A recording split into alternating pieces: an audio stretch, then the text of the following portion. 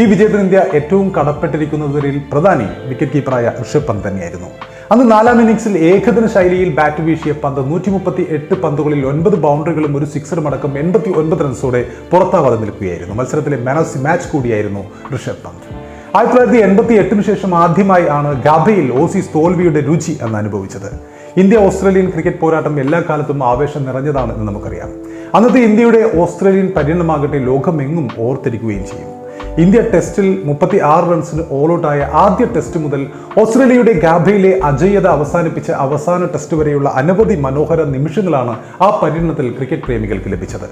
ഓസ്ട്രേലിയയിലെ സ്റ്റേഡിയത്തിൽ ഇന്ത്യൻ കളിക്കാർക്കെതിരെ ഉണ്ടായ വംശീയ അധിക്ഷേപങ്ങളെ ചെറുത്തും പരുക്ക് വലച്ച ടീമിൽ എത്തിയ പുതുമുഖങ്ങളെ ചേർത്ത് പിടിച്ചും ആ സമയത്തെ ക്യാപ്റ്റൻ അജിങ്ക്യ രഹാനെ നടത്തിയ പോരാട്ടത്തിൽ ബോർഡർ ഗവാസ്കർ ട്രോഫി 2-1 നേടുകയായിരുന്നു അന്ന് ടീം ഇന്ത്യ.